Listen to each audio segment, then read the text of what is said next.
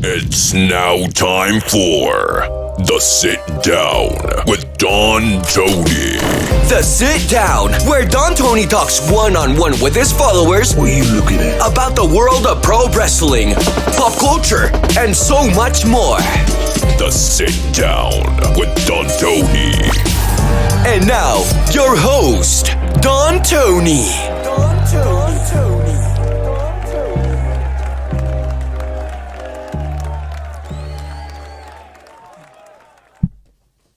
All right, I admit it.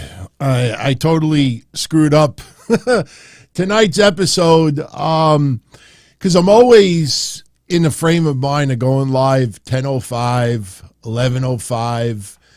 I didn't realize that I had the start time for tonight's episode. I put 10:05, and literally 2 minutes before I went live, I started getting couple of DMs and a few people in the chat room like, wait, are you starting now or are you starting at 10:05? And I looked and I'm like, oh, fuck. So people stop by, hey, he ain't going live till 10 o'clock, so I'll come back later. So expect a much more intimate audience interpretation, very small audience live tonight, but it's all good. It's all good. This sit-down featuring yours truly, kind of fucked up my intro also because I actually was going to put a little shout-out. That's all I could show you. That's all I could show you. I'll give you a hint. Jake Hager. We'll save that for Monday night. By the way, Monday night, don't forget, after Raw, we will be here live at 11:05 p.m. doing, this is the final Raw before Christmas. No, I don't think that Vince will be there. Yeah, he wants to know if you are naughty or nice.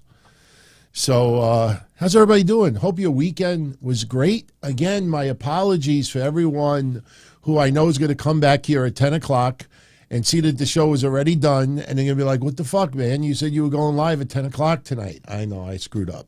Totally screwed up.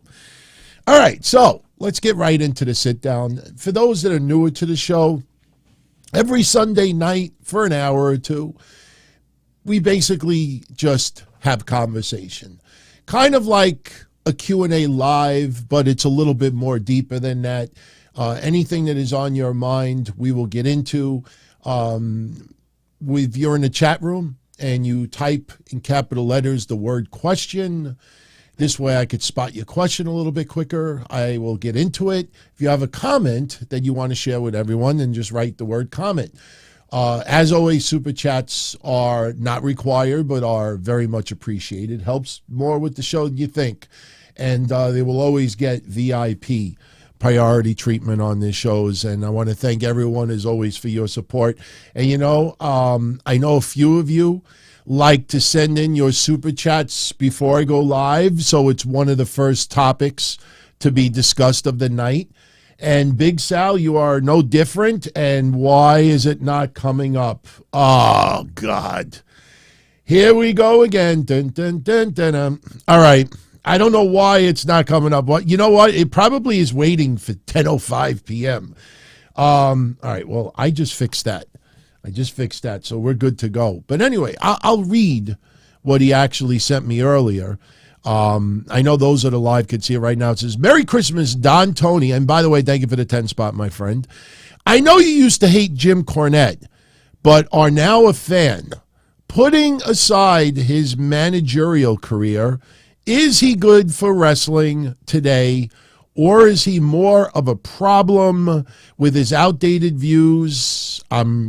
Have to enlarge this as I go along, and excessive whining. So Jim Cornette, putting aside his managerial career in 2022, is he good for wrestling or is he a problem? Outdated views, excessive hate. My honest opinion about Jim Cornette's views in 2022, yes, a lot of them are very much outdated. But, put it this way. You want lifelong wrestling fans. You want lifelong wrestling personalities, characters, people who have contributed to this beautiful, entertaining sport that we all love. You want those people around. There are not many Jim Cornettes that after, 50 years, being a wrestling fan and being in the wrestling business for over 40, to still have that love and passion for pro wrestling. You have to respect that man. I mean, I know he doesn't like, the Kenny Omegas and that. And listen, I totally get why he says it. I'm not as extreme in his views, but you want people like that in wrestling, let alone a Hall of Famer, one of the greatest managers of all time. So even though he may not like a lot of the contemporary pro wrestling, but you look at different forms of entertainment, from the music world to movies, you changes and styles change and things get very much different to what it used to be. And a lot of us, we like to hold on to yesteryear. Even in baseball, you see like time clocks and shit like that. I don't like any of that stuff. And honestly, I used to grow up watching baseball, and I remember even in the 90s, with the McGuire-Sosa, home run chase. I mean, sure, it was a lot of steroids involved, but the point is that, the games went long, and I don't remember people really complaining. I think it's just the networks just don't want 4 hours of baseball on TV. The bottom line is Jim Cornette is very, very important for pro wrestling, and it is awesome to have someone that passionate in pro wrestling still. Yes, he makes a lot of money off of his shit, but he has earned it, man. So although I disagree with a lot of Jim Cornette's views, no, he definitely is an asset for pro wrestling. Absolutely. So Jimmy Fingers with the 2019 spot.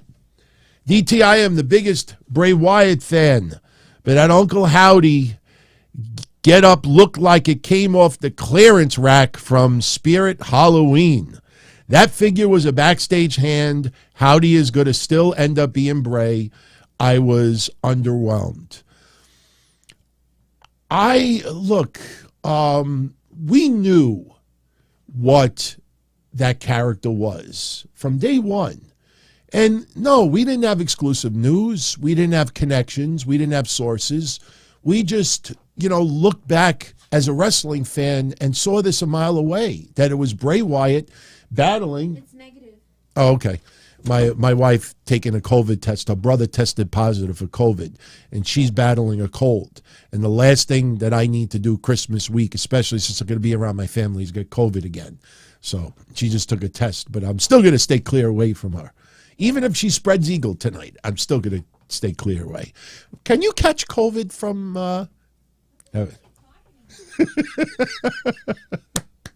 I'm just talking science. I'm just talking science. Just be grateful that my mom does. Oh, we don't want conversations. Thank you. Sorry. Oh, all right. Getting back to Sticky Fingers, Jimmy Fingers. We got a couple of fingers on this show. Jimmy Fingers, look, I think people are more. This is why the net got it so wrong with Bray Wyatt, with Wyatt 6 and all that other stuff. Now, you remember the 6 Shades of Bray, kind of spoofing off of the name 6 Shades of Grey, 6 Shades of Bray. That's what we've talked about all along. Different personalities of Bray Wyatt. The reason why so many people on social media got it wrong with Bray Wyatt saying that it's going to be Grayson Waller and Joe Gacy and this and that and this is, they were more concerned about getting 5,000 people to agree with them than actually trying to examine this as what it was. And listen, ain't no way that person, eventually down the line, if they find the perfect person to team with Bray, sure, somebody could be revealed. Absolutely. Why you wouldn't want to close that door. But as of right now, this is the scenic route on steroids. I'm not going to give SmackDown spoilers tomorrow. I'm going to give a preview. But I will say this. There is more interaction with Bray Wyatt and LA Knight. And when you start adding up And we called this a month ago. Remember? I said, this shit's going to go 2 months. And it ain't no fucking match yet. Yeah, it's kind of getting into a territory that, most of us are big fans of Bray Wyatt. And we support Bray Wyatt. And we are ecstatic that he's back in pro wrestling. But as far as the creative side goes, this is dragging on way too fucking long.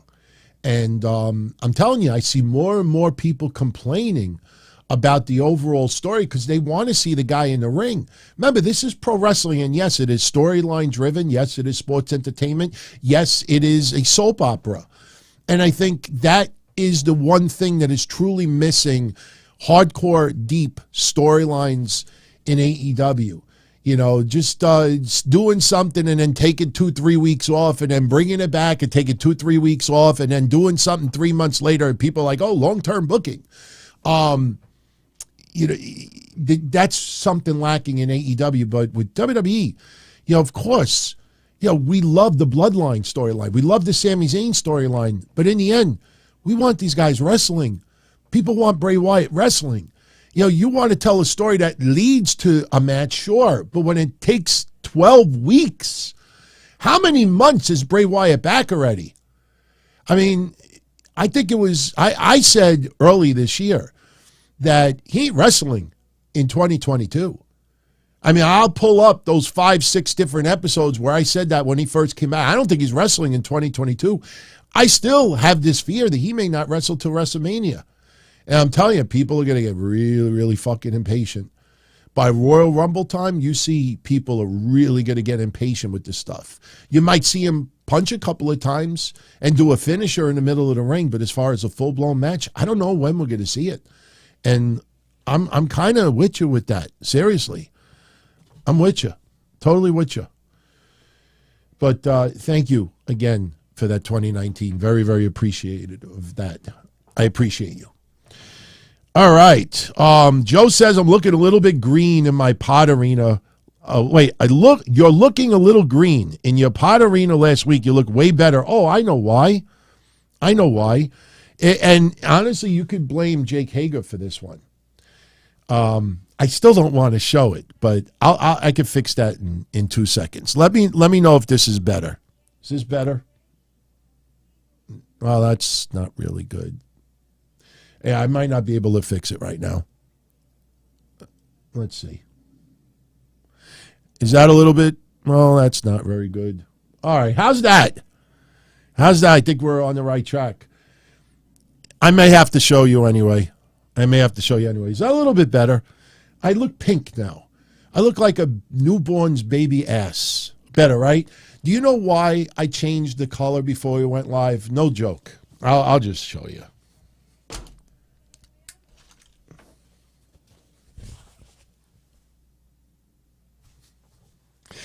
I was going to do a little shout out to Jake Hager. Love the hat. I had to get one. But when I went live, before we started the show, I looked at the color, and I looked at my screen. I'm like, wait a minute. It doesn't look like the same color. So I kind of fucked with my camera settings. So somebody says I look like LL Cool J. Let me tell you something. Back in the day, I wanted a Kango hat so bad.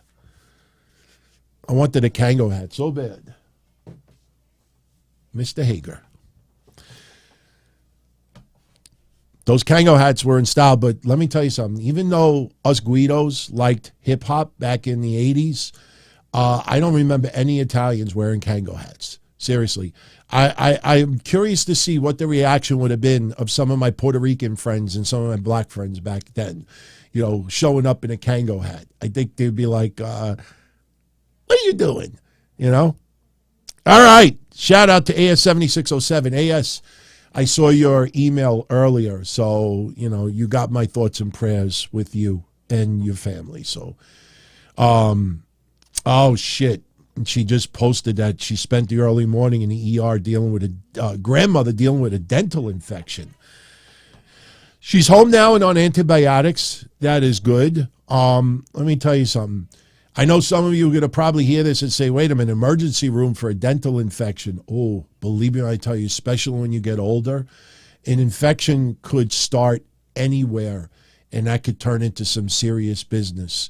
So, that was very, very smart to do. Glad that she is home for the holidays, and, Merry Christmas to you and your family. Make it a good one. Make it a good one. All right. So, chat room. Let's see your questions. Like I said, post capital letters, the word question. And if I get into yours, wait a few minutes to post another one and let, it spread around a little bit. Rocky Red with a comment. Rest in peace, Stefan Twitch Boss. Very disheartening and saddened about it, especially as a black man with our struggles with mental health. Brings him back to Daphne, JDF, Robin, and Aunt Bourdain. I did hear that he committed suicide, and I heard that he had left a note. I didn't know much about him. I'm not going to lie to you. I'd be lying to your face if I said I did. But the one thing that really caught my attention about Stefan is all the people that were saying this guy's smile was from ear to ear. And this guy, you would have thought he was the last person dealing with depression.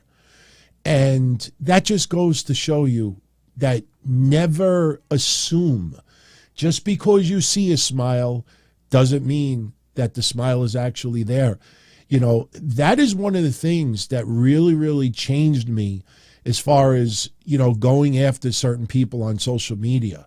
If you look over the last couple of years, there was a lot of legitimate reason for me to go full blown and expose some big time frauds out there.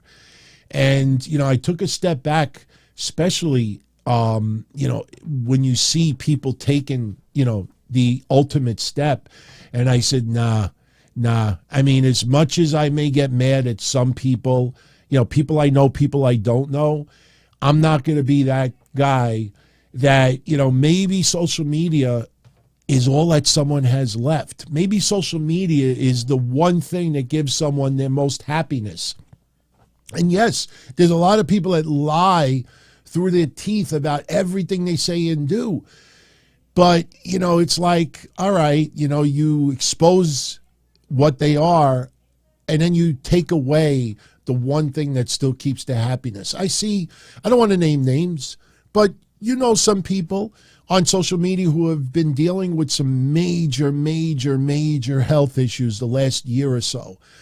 Some more recent, more than one person. And social media is one of their escapes. Going on Twitch is one of their escapes. Going on YouTube is one of their escapes. I'm not going to be that guy to contribute to take that away. So I just rather you know what? Trouble ahead, take the side street. I will never, ever, just assume that someone is smiling from the ear to ear, that if I put a frown on their face, that, it'll just piss them off and ruffle their feathers. Nah. It's fucked up. And what happened to him was awful. I don't know what led to that, but again, that's why you see someone smiling, or if you deal with someone online and you don't see them in person and everything they post is happy face and, life is good and this and that, don't trash those people or don't put them down simply for, trying to portray that they love life. They might be trying to convince themselves that they're happy when they're not. It's awful, man. Awful. I appreciate all the kind words everybody writing right now. That's one thing. I don't know who the YouTuber is or the Twitch person. It's a guy on Twitch. Props for anybody that knows who I'm talking about. There was a guy on Twitch that has like millions of followers. And when I say this now, I guarantee you someone live is going to pull up his name. They're going to know what I'm talking about. There was a guy that was on Twitch like a week or two ago and has this insanely large live stream. And there was a woman, and he said like, hey, how's everything going? And she talked about some type of a tragedy. And he fucking went off on her. And, like going off on her for bringing that onto his show.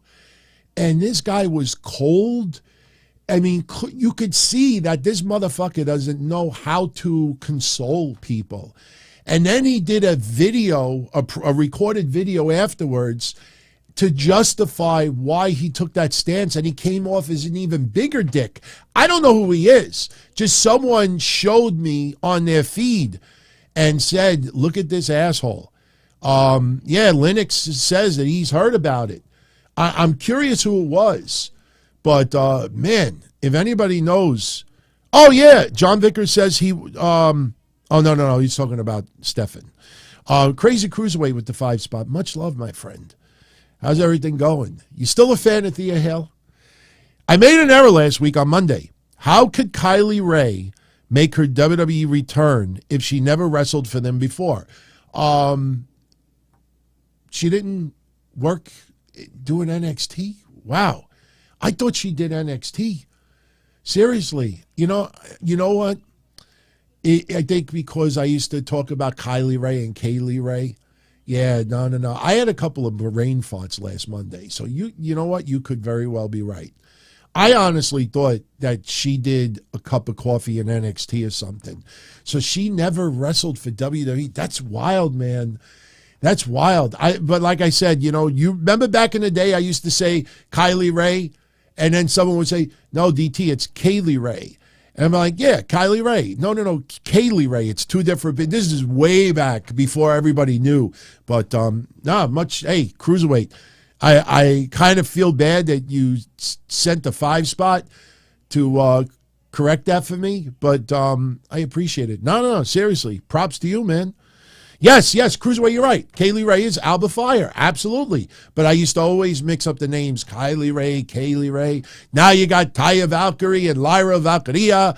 There's always close names. But Benjamin says he thought Kylie Ray was in the Mae Young Classic. You know what? That could be maybe where I spotted her back then. But no, even if she was in the Mae Young Classic, doesn't mean that she was under WWE contract. There was a few people that was in there that was not on the WWE contract. So that could be where I saw her. I honestly thought I saw her before in a WWE ring. Cruiserweight says that she wasn't in the Mae Young Classic. So, yeah, I guess it's one of those, what do they call those things?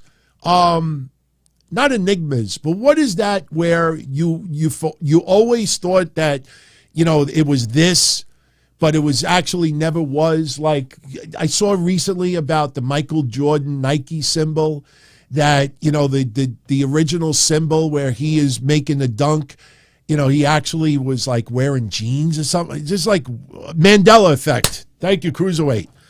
Mandela effect.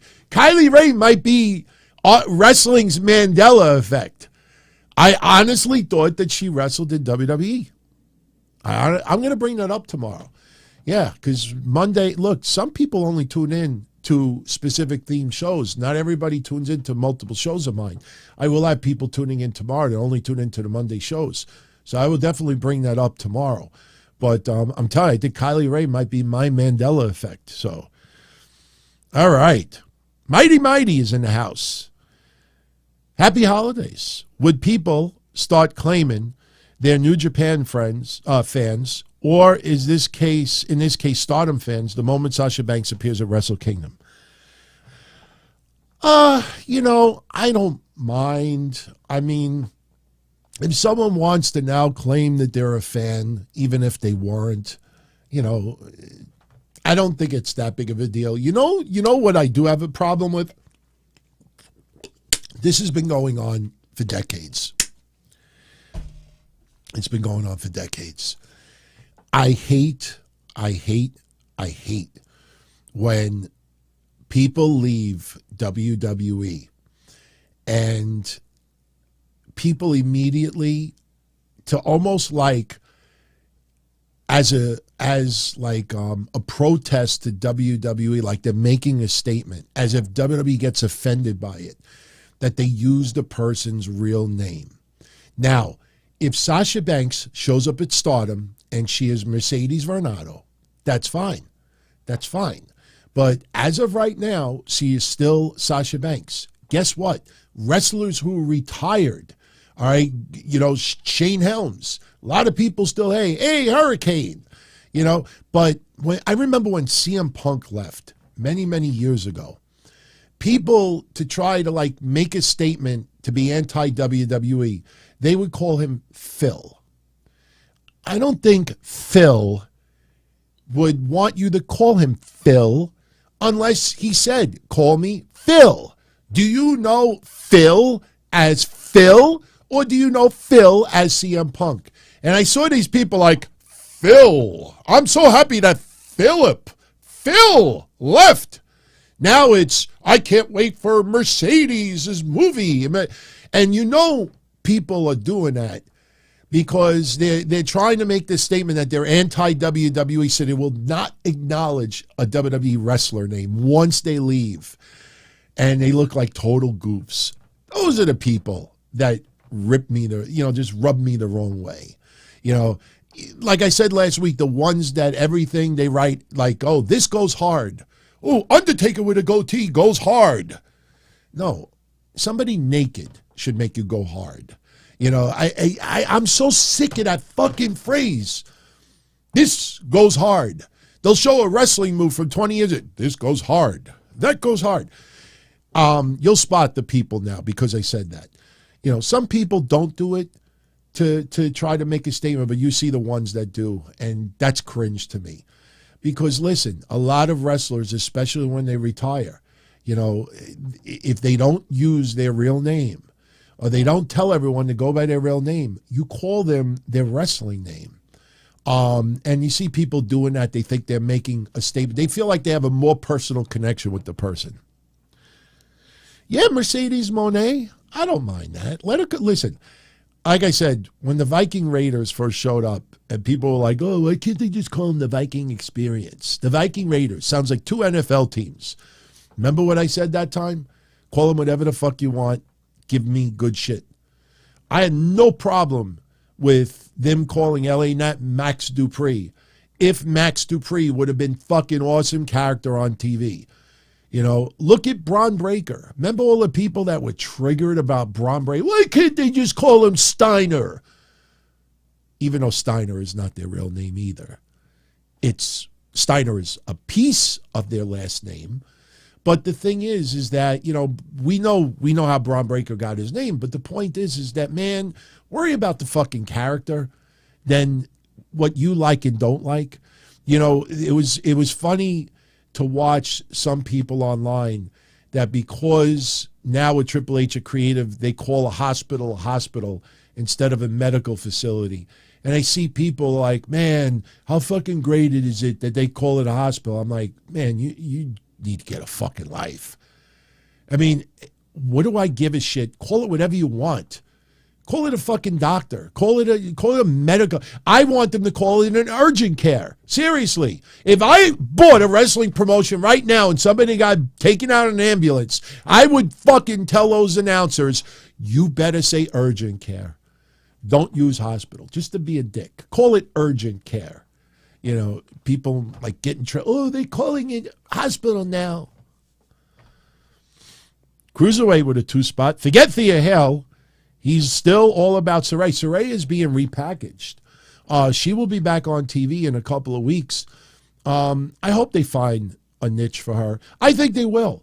I think Royal Rumble time, you're going to see a few people called up, and I think that will open up some opportunity for Saray.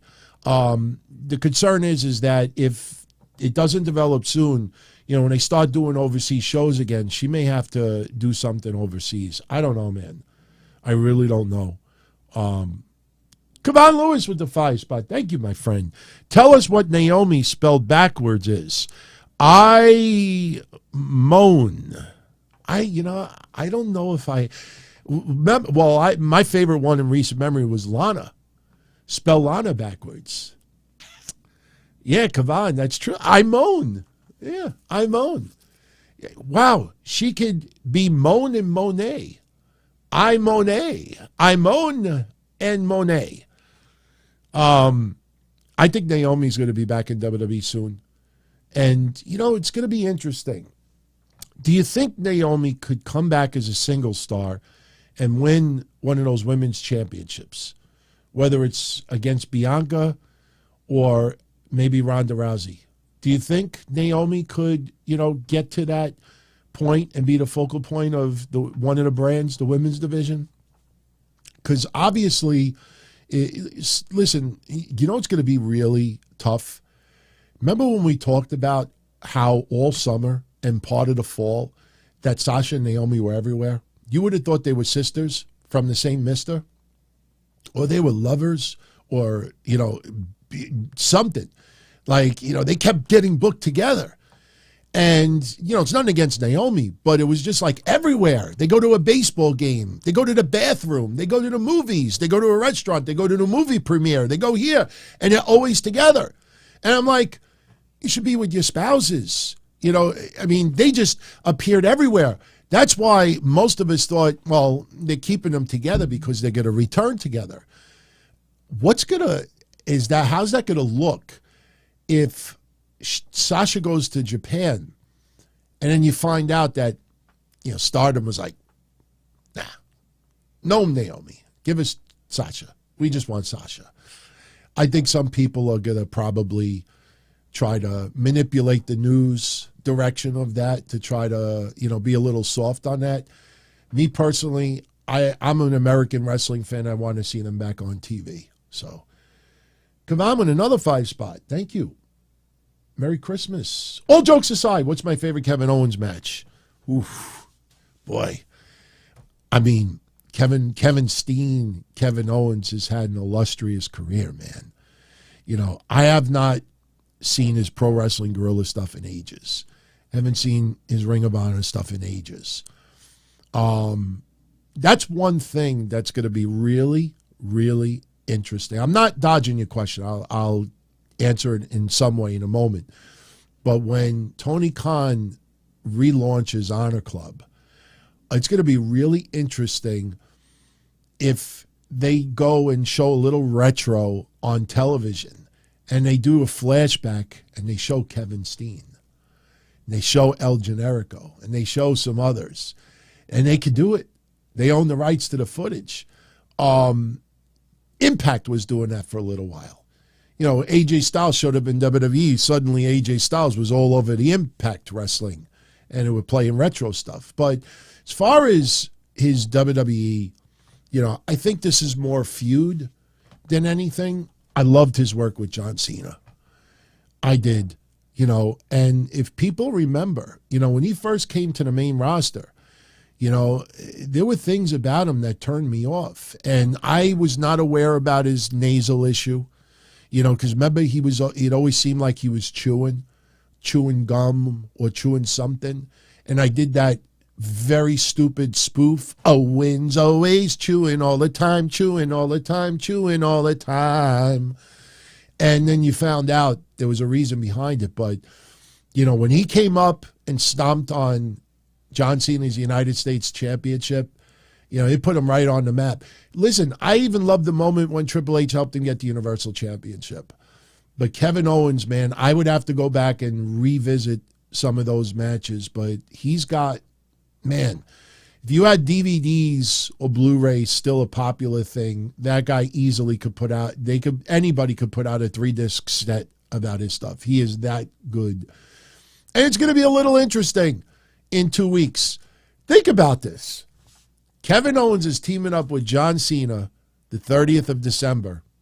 And last week, Elias wanted to team up with Kevin Owens. It's like Bizarro Land for Kevin Owens. Like the people that he hates the most in storyline, he may be aligned with in some way. It is kind of funny when you think about it. But, man, Kevin Owens is in my top 5 favorite wrestlers of today. I've said that many times. Kevin Owens is in my top 5, might even be in my top 3. He's that good. And listen, when he re-signed, remember all the rumors that he was going to go to AEW? Sami Zayn, those rumors also, and you had others. When I heard that he re-signed with WWE and got the millions, you felt it. You felt that he was so detailed on TV and taking that extra step to really, you could feel that the guy was putting in 200%. You could tell when people are just winging it weekly And that guy really goes out of his way to give more than 100%. So, big Kevin Owens fan here. Big Kevin Owens fan. All right. All righty then. Austin says, hopefully with Gallows and Anderson, it'll revamp him. You mean as far as AJ Styles? Because there's a discussion in the chat room. Could AJ Styles win the World Championship again? Yeah, I could see that. My God, they just had AJ take on Gunther over the weekend. And some house show reports, everybody fucking gushed over it. So I'm hoping maybe we get a little Christmas special. Maybe that December 30th SmackDown, maybe Gunther issues an open challenge. Maybe they announce I didn't see on the spoilers if they issue if he announces an open challenge for that week. But man, I'd love to see them bring AJ on SmackDown, let him wrestle Gunther, even if it's in a losing effort. But yeah, I definitely think that AJ Styles could become heavyweight champion again. I think one of his last runs as a wrestler will be for a heavyweight championship. Some wrestlers on their way out, they get that storyline where, they get that one last run. And not that you retire as champion. That rarely ever happens unless it's an injury. But yeah, I can see AJ as champion one more time. Speaking of one more, Kavan, one more 5 spot. Thank you, Kavan. I appreciate it. He's going to stop because he needs money for Mandy Rose.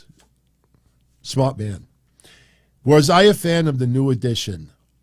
And if so, what was my favorite song? That deserves it. Oh, wow, that's cool. Chris Jericho, blocked my view. No joke. This is the God honest truth. I always tell you straight up here, even if it pisses people off sometimes. Back in this era where everybody's wearing Kangos, I did not like New Edition. And I blame it on the radio stations more than anything else, because every 40 minutes, cool it now, you gotta cool it now, ooh, watch out, you're gonna lose that girl. I hated it! How I don't even know these lyrics? I have not heard, God. You ever see those pictures, erase one from history, Charlotte Flair, Bayley, Mercedes, or whatever, Becky Lynch? If you give me a list and New Edition is on there every single time, they weren't bad. There were a lot of people that were fans of New Edition.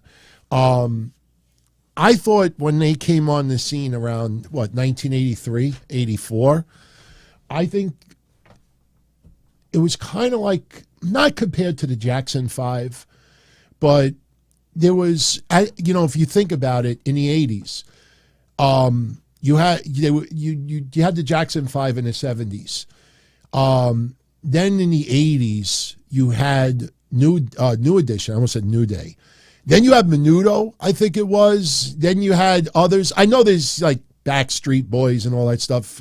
I don't know if that's 4 or 5, but when New Edition came around, they compared them to the Jackson 5, even though I don't think it was 5 people with New Edition. But they weren't bad. It was just, I heard it so much on my radio that it was annoying. And so honestly, I never really liked them. They gave me the same feeling I did about Belle Biv DeVoe. I fucking hated Belle Biv DeVoe in the 90s. Belle Biv DeVoe. Now you know. That girl is poor. I wanted to break my radios back then. New Edition was very talented. And, they should have gone further as a group. I think there is an unsung documentary about New Edition. I'm not sure, but I remember there was a documentary on YouTube that I saw a long time ago, just out of curiosity to see what some people were up to. But they weren't bad. They were very talented. And they were obviously, like a teenage, fan base. They weren't bad, just not for me.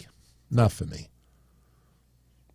But if I had a choice of Menudo or New Edition, I'd listen to New Edition. Did not like Menudo. Rocky Red. Did I collect wrestling figures back in the day and today? He knows that I have the first ever autograph with Karrion Kross and Scarlett. They're actually over there somewhere. I have to DM him soon. I'm going to offer them back to them. You know, I'm sure, you know, it's not a big deal, but maybe they would like that they have in their possession the first ever item they ever autographed in WWE.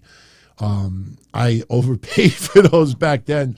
I was showing support, man. He showed so much support for Kev and I. And, you know, I did that in return. Didn't do it to try to invest and make money or anything, but wrestling figures, honestly, I did not collect all that many. When the WWF wrestling figures came out, and I've told this story many times, the first ever wrestling figure I had was Roddy Piper. The first one, the Hot Rod, when he's like this, that was my first ever wrestling figure. And my grandmother, God rest her soul, she's the one that got me into wrestling in 1979. When she was alive, you know, Roddy Piper was her most hated wrestler. She was the biggest Hulk Hogan fan. And I've said this story also, that when my grandmother used to come visit us by my house, my grandmother would be sitting at the dining room table having coffee. And I would very, very quietly go behind her and I put the Roddy Piper figure right next to her. And I don't want to use anything that could break. I don't know. I really don't want to use anything that could break. Okay, we use... no. Let's take stuff out of his bag. With my luck, you'll hear glass breaking and shit. Pretend this is a Roddy Piper figure. And I would put it like right next to her. And she would turn around and look at it. And she'd be like, get that fucking shit out of my face. She got so pissed off, man. She hated Roddy Piper. But that was my favorite wrestling figure. I took it everywhere. I got the original blue WWF wrestling ring that had those ropes that if you pull, they were like rubber bands. Anybody ever have the first WWF ring in like 84? It felt like rubber bands. You'd pull it and you'd let it go bing, and then you pulled it too hard and it would snap. And then unfortunately, you couldn't go back to Toys R Us and say, yeah, could I get some extra ropes? And you kind of like ended up with like 2 ropes instead of 3. So Snuka unfortunately did not look impressive doing the Superfly splash off the middle rope. You know? But that I really didn't collect wrestling figures afterwards. Once in a while, I would get one, but middle 80s, that's pretty much the only time that I had wrestling figures, and then I stopped. And I don't joke about anybody who collects them, because some people I know have these unbelievable collections, and I'm like, man, that's just mad cool. You know, me, it's more bobbleheads. I have bobbleheads everywhere. By the way, don't forget, if you send a question in for Thursday's Q&A and everybody votes as their favorite question, somebody's going to win a DT bobblehead. That's from this Thursday's mailbag. I made the announcement the other day. I was going to do the mailbag every 2 weeks. We got so many questions in like the last 3 days about Vince, Sasha, and Mandy Rose. A lot of emails that I decided I'm going to do another mailbag this Thursday. So you have until Wednesday to submit a question. Go to the community section on YouTube or email me, dontony@dontony.com. Just don't give me 10 questions. That doesn't give you 10 chances to win, because I'm probably only going to use 1 or 2 to, you know, spread it around evenly. But Verse Pro said he used to use rubber bands for the broken ropes. I tell you, I probably tried, but you remember those old rubber bands that for some reason they would like get like this weird feeling on them, and then you pulled a little too hard and they would just break into 1,000 pieces? I don't know what was wrong with the rubber bands at that time, but you know what I used to do, though? I used to crazy glue rubber bands on my face and say I was Captain Lou Albano. And then my mother would be like, what the hell did you do to your face? And then I would pull it off, and then you realize, how many times, did any of you ever do this? Did you ever, well, they didn't have Gorilla Glue back then, but did you ever crazy glue rubber bands on your face like Captain Lou? And then you go to pull it off, and then realize it's really glued to your face, and you pull it, and then you let go, and it like snaps you in the face? I did that many times when I was a kid. I glued rubber bands to my face. What else did I do to my face as a wrestling fan? I did stupid things back then. I jumped off the top of a sliding pond thinking I was Jimmy Snuka. I broke my ankle. I glued rubber bands to my face. We backyard wrestled. I've told this before. My friend gave me the Masked Superstar neck breaker right near the steps of his basement, and I hit the corner of the step, knocked me right out. He's like, yeah, that finish is great. I was unconscious for about 15 seconds. One time, I remember I was in Woodhaven, and right after Hulk Hogan put the sleeper hold on Richard Belzer in 1985, it happened on my birthday, March 27, 1985. He put Richard Belzer in that headlock, and it was like a sleeper, and knocked him out, and then he fell and cracked his head open. Me and my friends went into Woodhaven by my friend's house like a couple of months later. We were breakdancing. The true story. We were breakdancing. And my friend put one of my friends in that Hulk Hogan like sleeper, like he did the Richard Belzer, and my friend really passed out for a few seconds. It really does cut off the blood supply. If you hit the right spot and you squeeze on the temples, somebody will get knocked out, for real. Crazy shit, man. Gruss says he hit a kid with a pedigree in high school. I tell you, as fucked up as that could end up, it probably was cool, though. If you execute it the right way, even though you injured a person, you probably get thrown out of school or you get detention for it.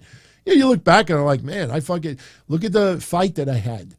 I've told that story before, too, when I had a legit fight in a park, and I was bullied. I didn't call it bullied back then. I just called, people being dicks. And I had this fight with this guy, and he put me in a headlock, and all I did was pick him up and fall backwards. And he hit his head. He hit his chest against like a rock, and he was laying on the floor going, He couldn't breathe. And everybody was like, yeah, yeah. And everybody's patting me on the back. I felt like $1 million. But it kind of sucked. It was like, I had to beat up someone to be, popular with people. But that was my favorite move. All he did was put me in a headlock. In fact, if any of you ever get into like a fight now, road rage incident, post office, waiting in line for something, and somebody puts you in a headlock, just pick them up and fall backwards. That's it. Let them hit their head against the floor and whatever else, and that's it. Easy peasy. Just pick them up, fall backwards. I didn't know what I was doing. You think I got up and people like Shades of Bret Hart? I fucking suplexed that motherfucker. He landed. Remember the movie Stripes? Remember the drill sergeant Hulka? Remember when he like that's exactly what this guy sounded like. That was awesome, man.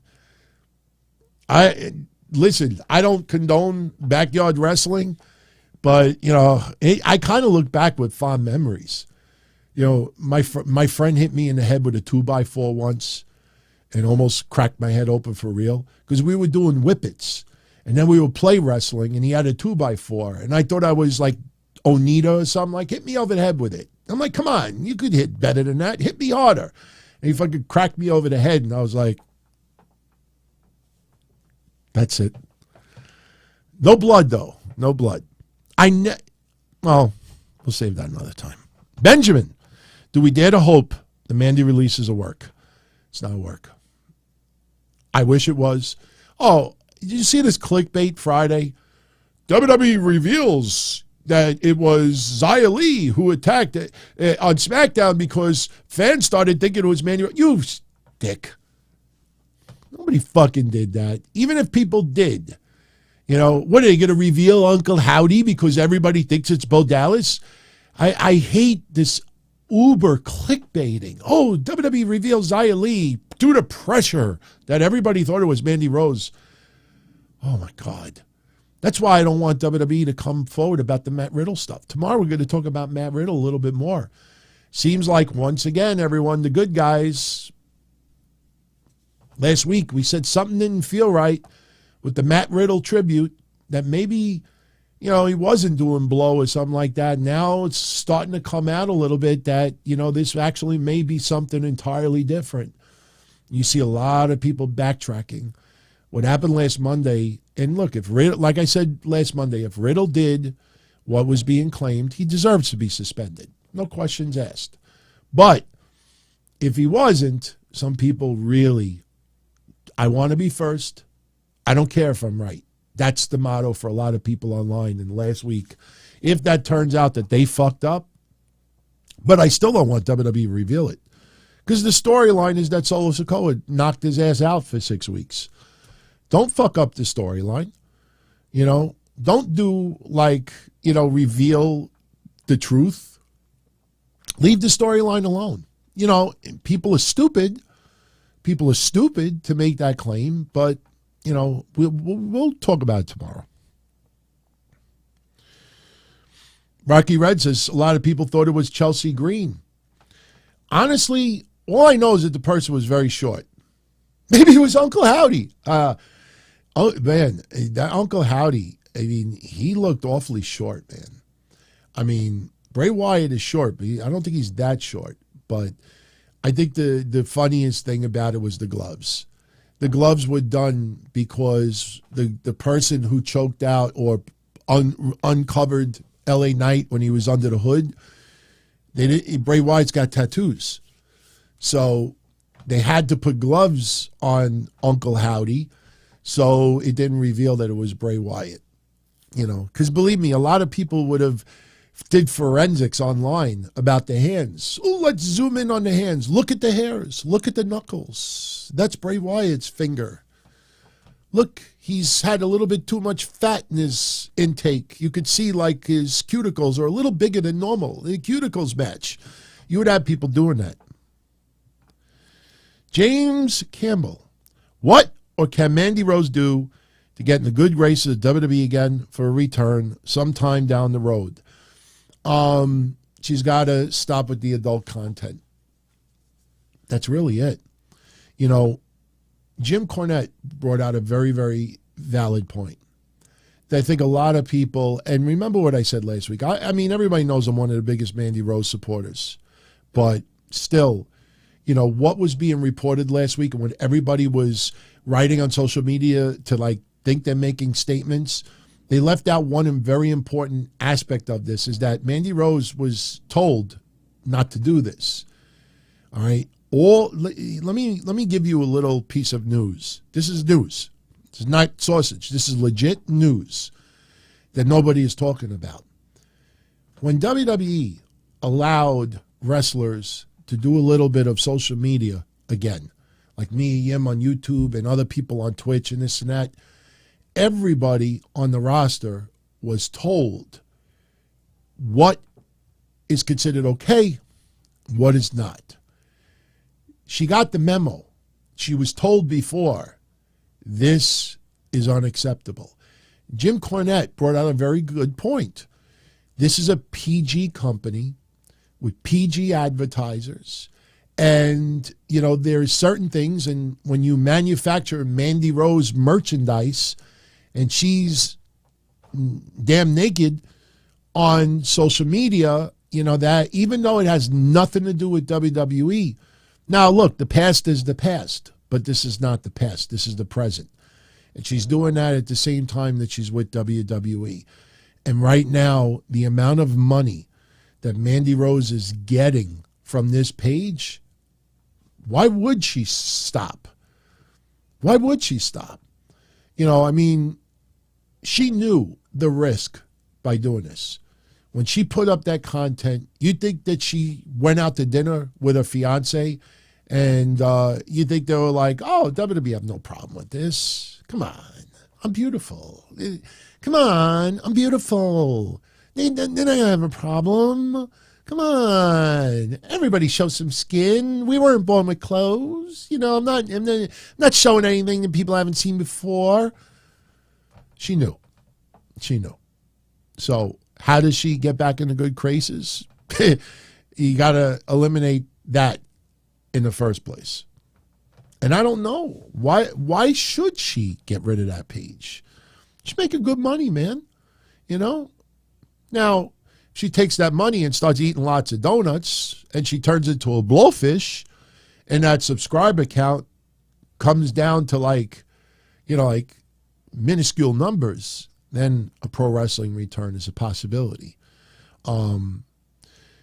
Listen, when you have uber sexy, beautiful people, I say it like that. When you have uber sexy, beautiful people that do want to show, their birthday suit, that's probably going to spell,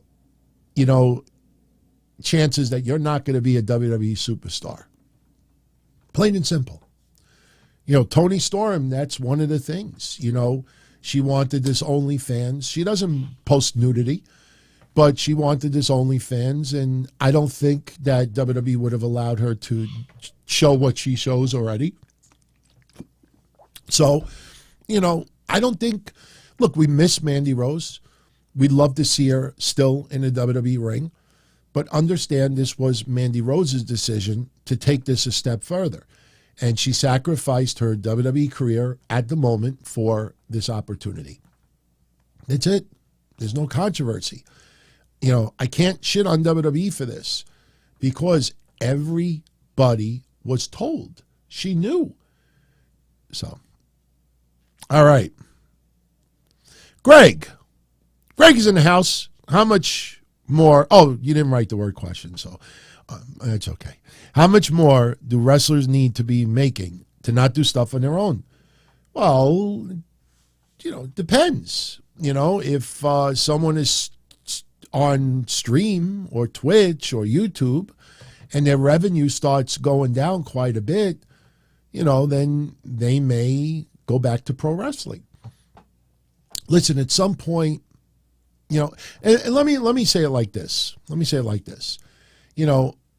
You got to be a very popular, well-known person, or some social media influencer or some sexy piece of ass to get that kind of money doing these things. Not everybody gets to that category.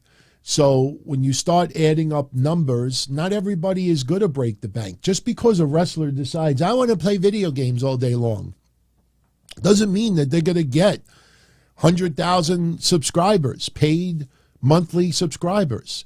The money's got to, people got to make choices. Not everybody's going to break the bank.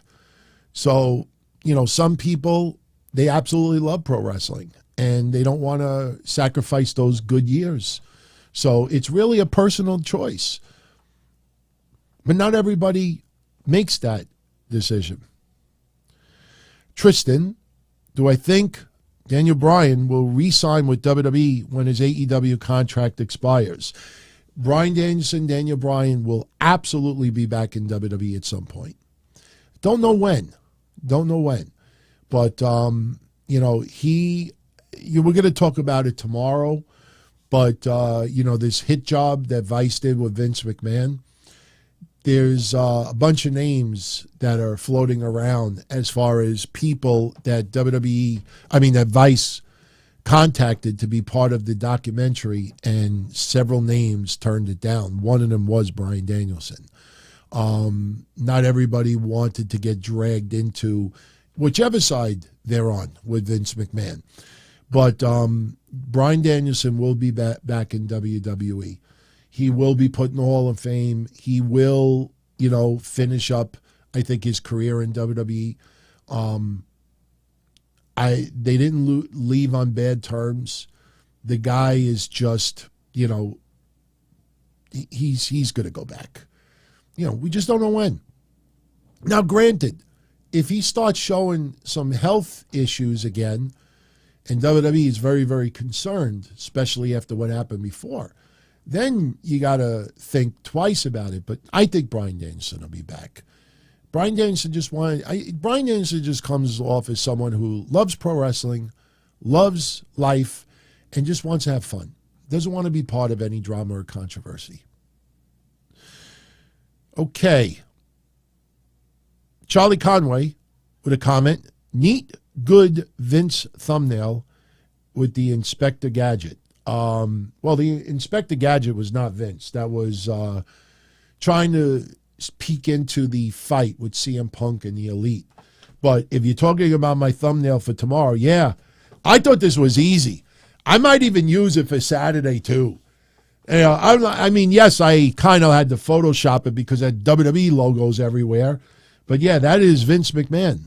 He wants to know, are you naughty or are you nice?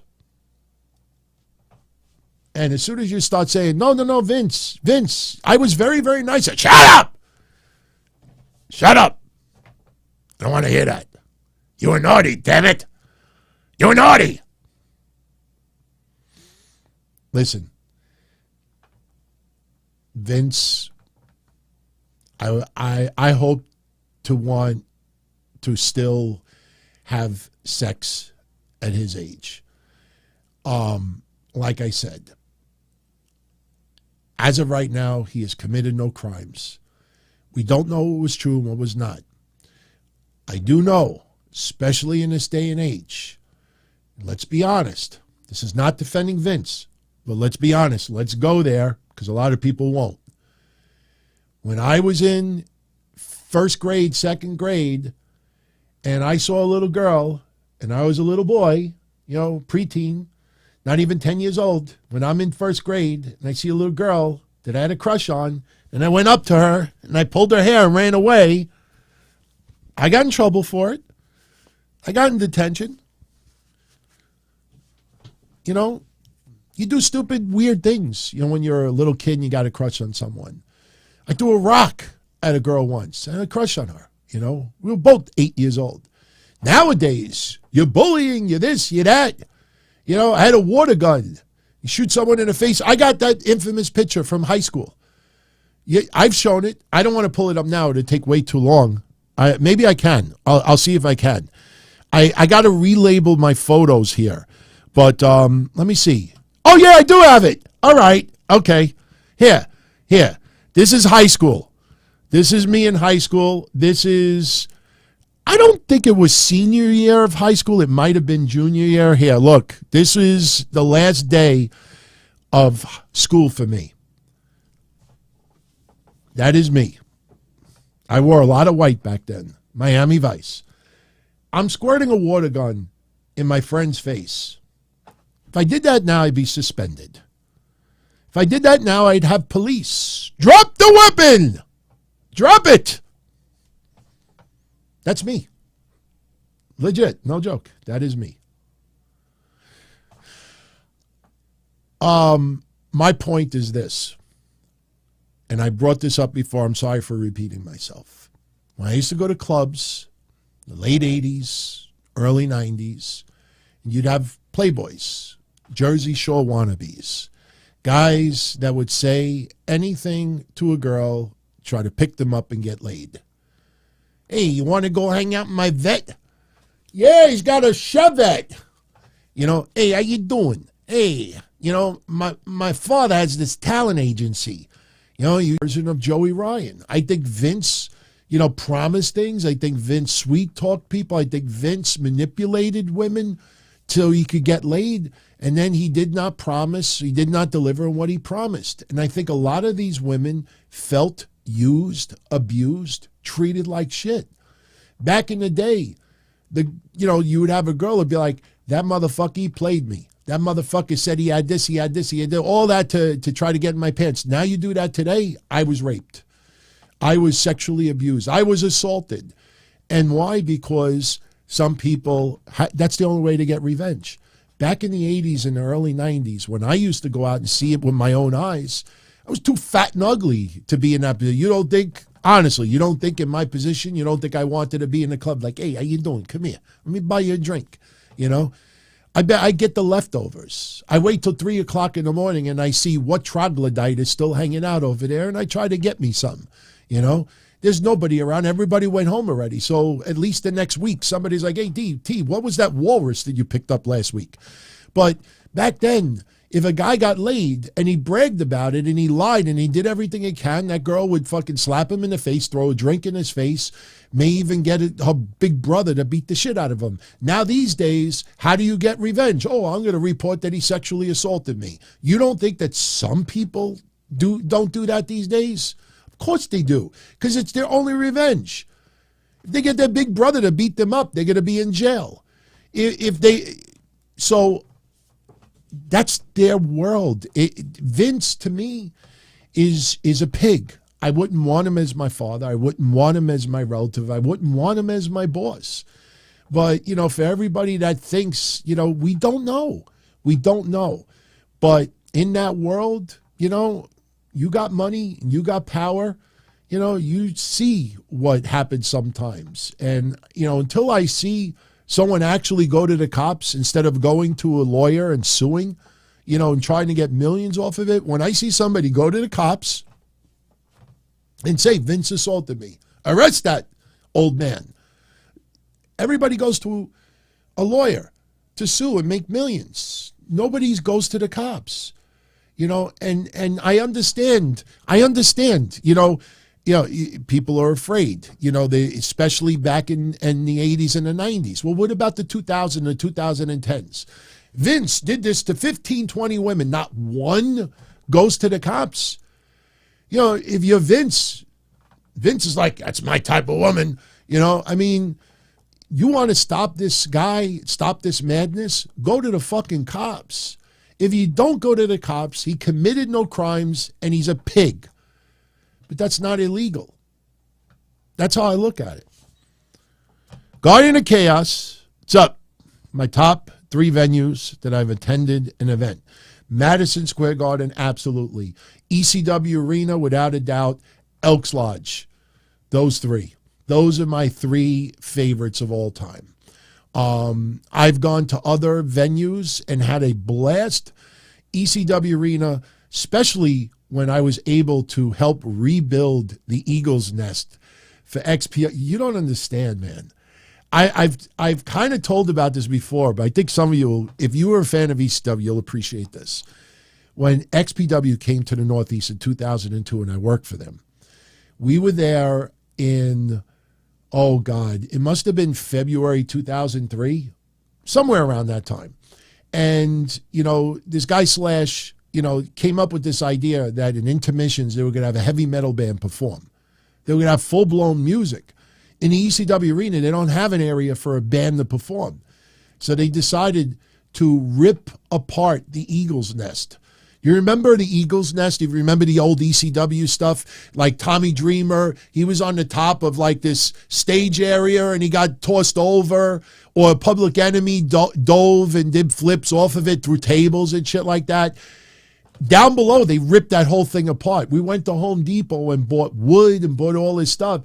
And you had to see people from like the Ring of Honor and the Mike Johnsons and, who was that asshole?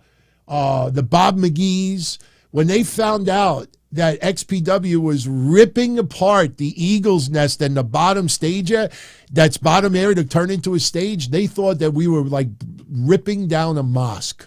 Like that is religious territory. And we ripped that apart. It was, it was just, hey, blame it on the building. The landlord was like, go ahead, do what you want. You're paying the rent. Do what you want. Elks Lodge was awesome, man. Elks Lodge was really awesome. The Madhouse of Extreme. I will always remember End of an Era, USA Pro Wrestling, because I went halves with the Mass Maniac on that show. 1,700 people in that building. Bam Bam Bigelow mooning the crowd, getting showered with garbage. Like I showed it on these shows once before. If there's enough demand, I'll show it next week. The footage. I own the rights to the footage. When they reformed the Triple Threat that night, and they were getting pelted with more garbage in the ring than you saw at NWO back in the day. And when I watched that, I always took pride about it because, again, some people may not like that I'm tooting my own horn. But when we did that night, End of an Era, that infamous match between Low-Ki and Sonjay Dutt, that's still talked about to this day, the Mass Maniac wanted to reform the Dungeon of Doom. And he asked me, goes, what do you think about it? I said, no, I think we should reunite the Triple Threat. He's like, why do you say that? I said, because this is where ECW, the Madhouse of Extreme, everything was ECW here. The Dungeon of Doom has no connection to this building. Let's reform the ECW Triple Threat. And he said to me at that time, this is a true story, he said to me, he goes, well, look, Tammy and Chris Candido, God rest his soul, They're really unpredictable right now because they were dealing with some substance issues. And, we knew that Chris had cleaned himself up, but we weren't sure about Tammy. And he's like, if you want to reform that triple threat, that's fine, but you got to pay out of your pocket Chris Candido and Tammy's pay. And if they don't show up, you're not getting that money back. I said, no problem. And, he had Shane Douglas there, brought Bam Bam Bigelow in, and that's the night that I watched all their gear. When they were, I didn't see that moment. I had saw it on the tape after because I was in the back in the kitchen area guarding all their outfits and stuff. They trusted me. They're like, could you watch our stuff? Because they got dressed in the kitchen. That's where they did it. That's why it was a little weird. Like afterwards, when they get back and they were all high-fiving each other and they said, oh, it was awesome, this and that, and they tell me about it. And meanwhile, I'm looking in the corner of my eye and here comes Tammy just dropping all her clothes. She's getting dressed and everything. And then, you kind of like act like you're looking the other way. But Elks Lodge was awesome, man. Loved it. Chaos says he was fortunate enough to work with all three members of the Triple Threat. Listen, that must be awesome, man. I mean, that's tremendous. The names that you got to work with, me just being in the same room with them was like epic. Being able to have casual conversation was incredible, but being able to work, I mean, I could only imagine how good that feels. That's awesome, man. I see some of the names. Terry Funk stuff is amazing, but that's awesome, man. The good thing about that is nobody can ever take those memories away from you. That's why I always say to each and every one of you out there, if you got the opportunity to do something, don't not do it because you think you're going to fail.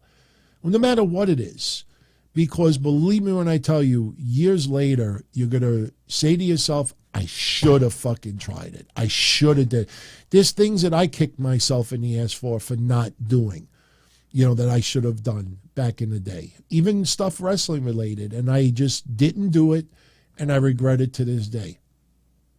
And if you do it, even if you fail, you still got that memory of trying, And trust me, I know when I tell the stories about the stuff that I was involved in or a part of, it may not be as important as it sounds, but believe me when I tell you, when you get to live it and experience it and see it, it's memories that they can never take away from you.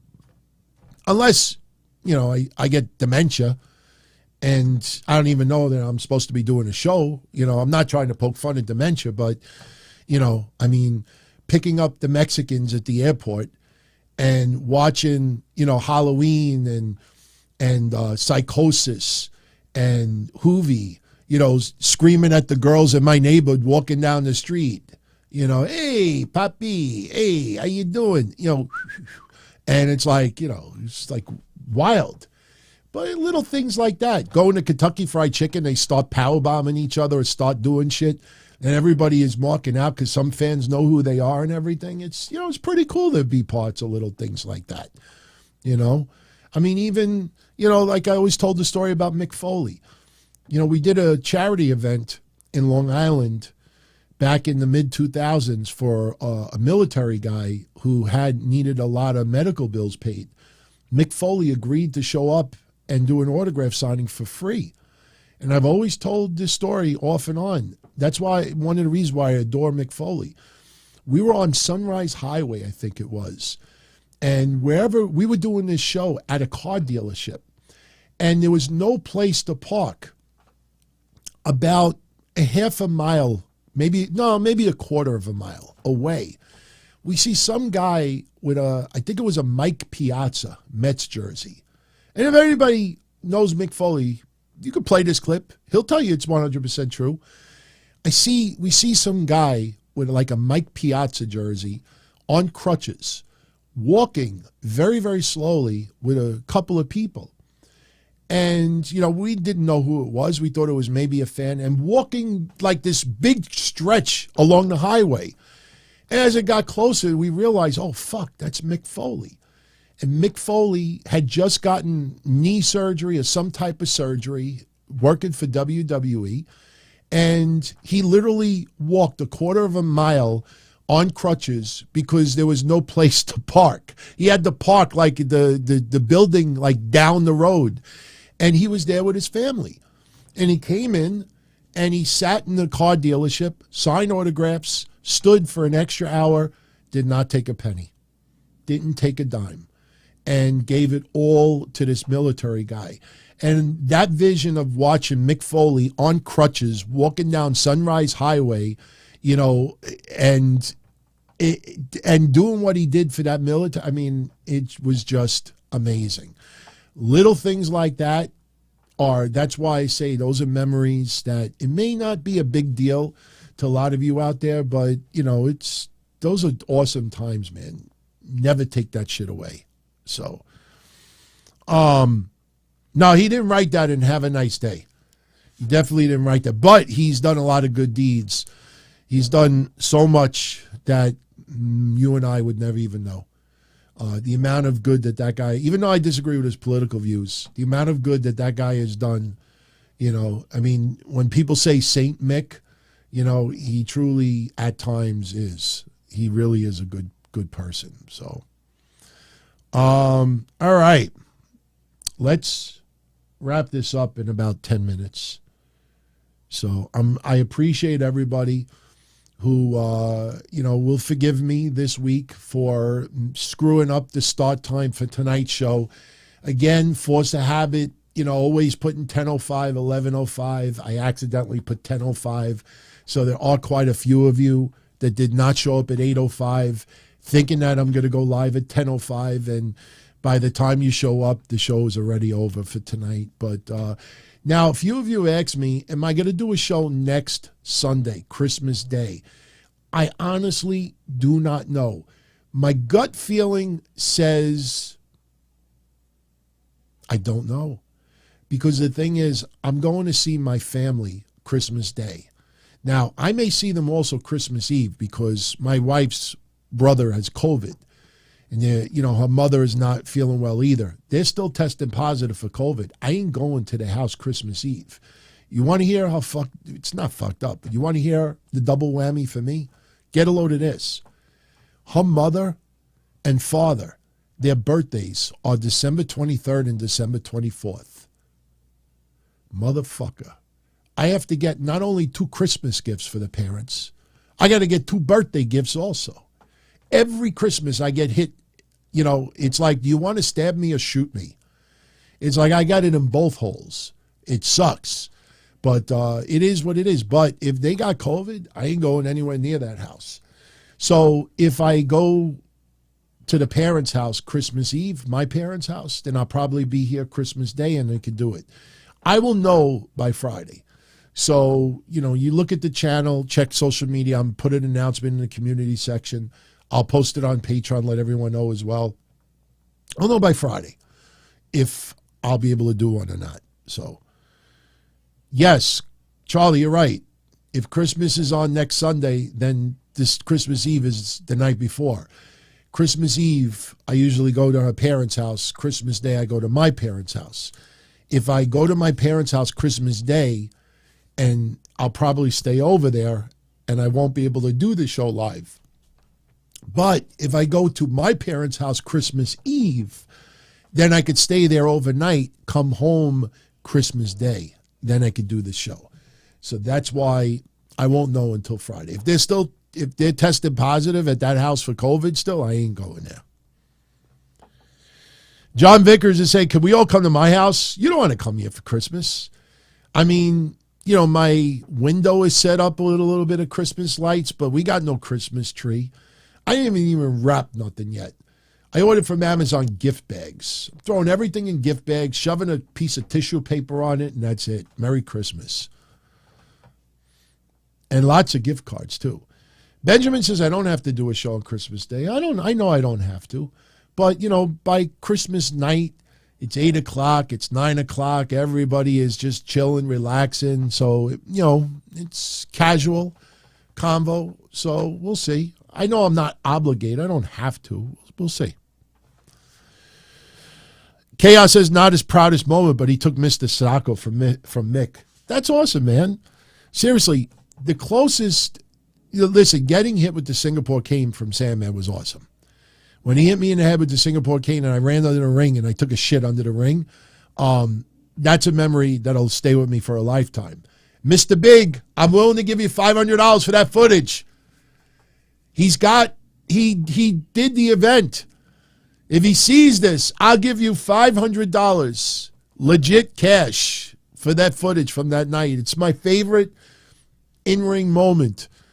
For those that don't know, I managed who? Reefer and Homicide? I think it was. And I think it was against Raven and Sandman. I don't remember who all the participants were, but we were in Spanish Harlem. Google the ethnicity of Spanish Harlem. We went to the bodega on the corner store, and I was looking at things to buy just to try to have fun. I was going to get a cigar, light up a cigar, and I saw a bottle of Lysol air freshener.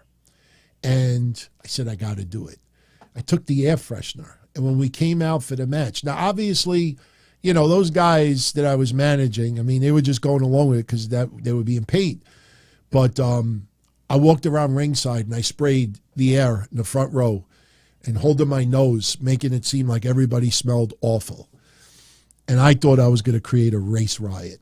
I wasn't doing it to be racist. I was just spraying the air to insinuate that they all smelled. After the show was over, I saw a few people that stood, to hopefully meet some of the, the important wrestlers, not me. And I went up to one guy and he said, oh man, a fun show. And I'm like, yeah. He's like, I hope you didn't get offended. He's like, no. He's like, no, it's part of it.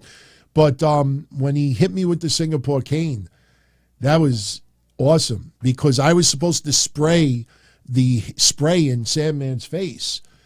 And the spray wasn't working. And I'm pressing it and pressing it and pressing it. See, I'm pressing it and nothing's coming out. And I shake it like this, and all of a sudden I turned around and sprayed my own eyes, and I was blinded. I don't know what that was, but that was awesome, man. I didn't take a shit under the ring because I was nervous. I had to go. I went under the ring, and I stood under the ring for half the match. I was under the ring for 15 minutes. I ran under the ring to be scared. But while I was under there, I started feeling like I had to go. And I looked around the area, and I couldn't find anything. And then I found a shopping bag, and I literally pulled my pants down, and I took a dump under the ring inside the shopping bag. I tied it close. I think I had maybe like a tissue in my pocket, and there was like a rag that they wiped like the ring down with, all the ropes because of the sweat. I took the rag, and I wiped my ass. I threw it in the shopping bag, and I left it under the ring. It's a true story. True story. Something about me with weird situations with crap,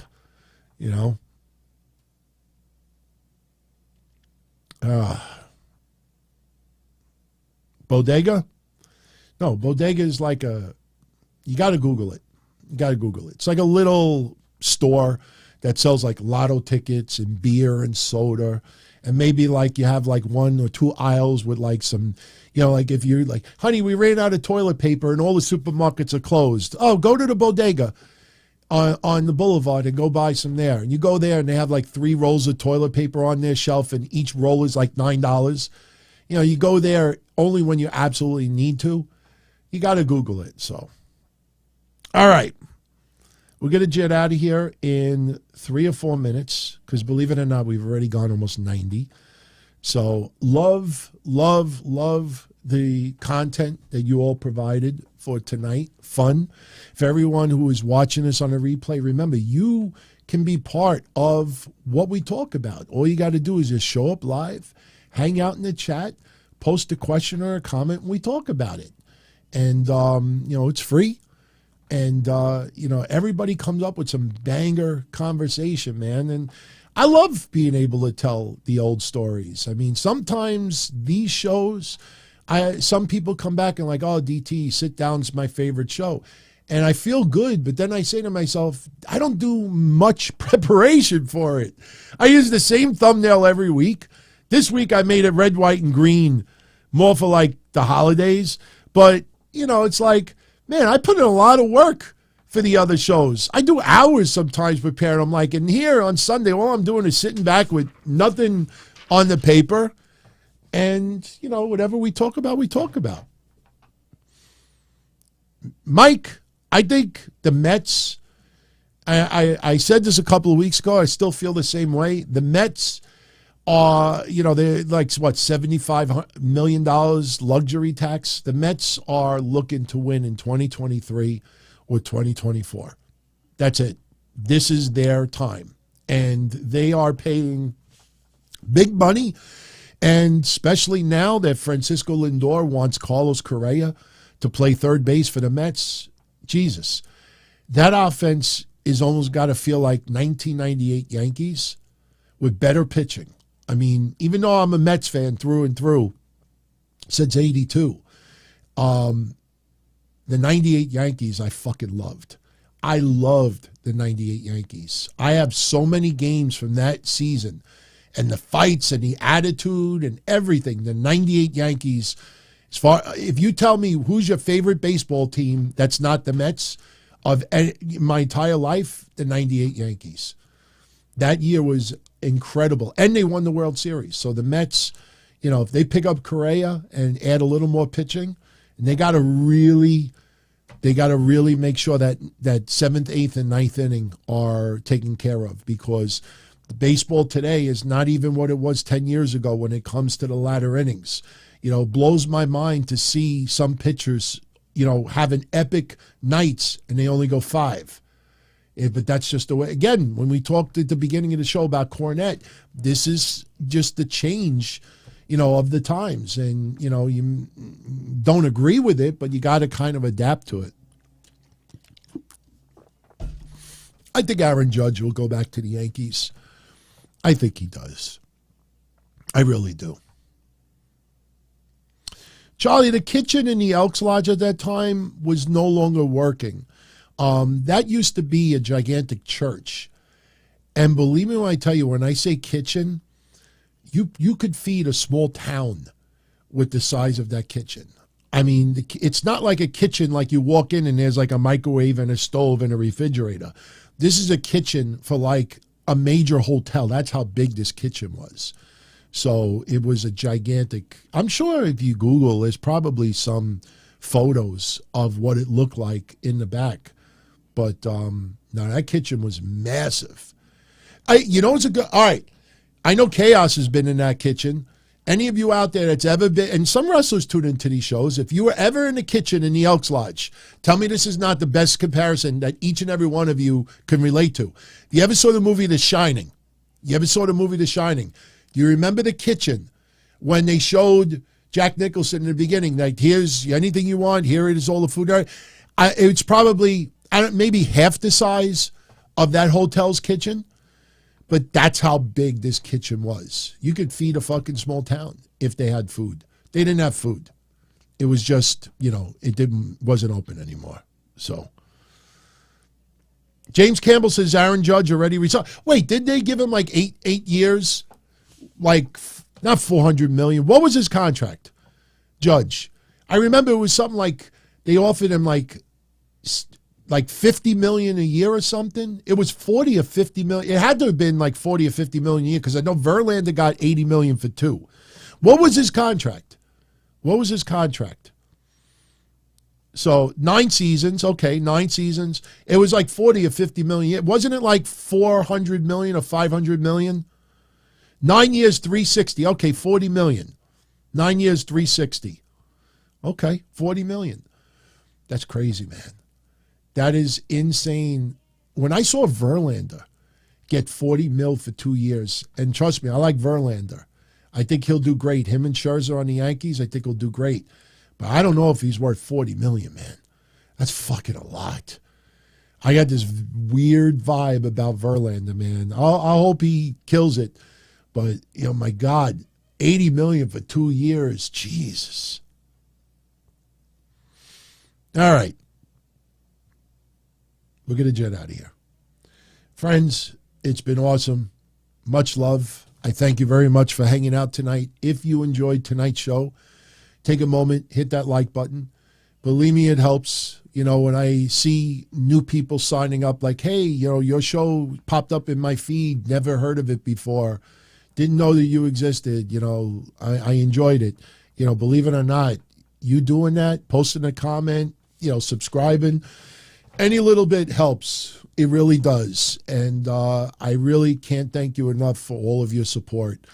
How we opened up 22 is quite different on how we're closing 2022. But I can honestly say that, we're really closing out 2022 really strong. And I am so looking forward to what 2023 has to offer. Just guard down, relaxed, having fun, sharing a few laughs. I kind of embarrass myself once in a while, but as long as everybody is having a good time, that's all these shows are meant to be. Just having a good time, having some convo, getting real and keeping shit real about topics, especially with wrestling, and, just avoiding that clickbait and avoiding the hate. We could complain. There's a lot of things in wrestling that we have every right to criticize. That's much different than just hate and clickbait. And that's something that I will never, ever do. And I hope everybody is having a great time. So, yeah, post a comment. I don't get to respond to every single one of them, but believe me, I do read them all. Trust me, especially the ones that try to be a little bit snide with their remarks and try to throw in, try to troll. So believe me, I always make sure to check out everybody's comments. So I'll be back Monday night, 11:05 p.m. Remember, it'll be the last Raw before Christmas. So we'll see what WWE has in store. And yes, that is Santa Vince. That is Santa Vince. I had to. It was an easy thumbnail. So, all right, everybody, be well. Much love as always. Again, for everybody who tuned in late, expecting a 10 o'clock start time, my apologies. It was just me. I didn't realize that I had the wrong time until literally 2 minutes before showtime. So if you're getting this afterwards, join me. We'll see about next week. Now, I know what some of you were already thinking, okay, maybe you don't appear next Sunday, Christmas Day. Well, what about New Year's Day? I absolutely will be here New Year's Day.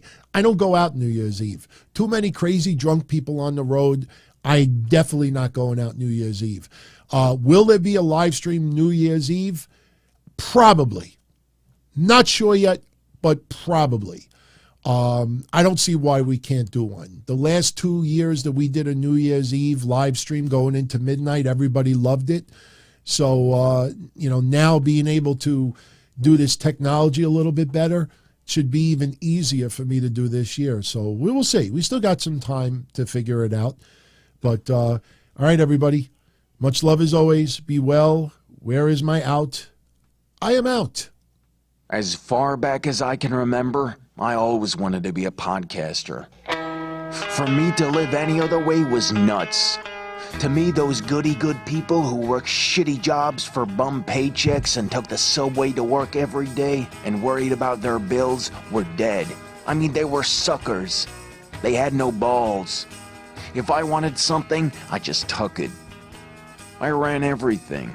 I paid the bills. I paid the host. I even paid the masked maniac. Everybody had their hands out. Everything was for the taking. We always called each other good fellas. You would always hear from somebody. You're gonna like Don Tony. He's all right. He's a good fella. He's one of us. But if you're part of my crew, nobody ever tells you they're gonna get rid of you. It doesn't happen that way. There weren't any arguments or curses like in the movies.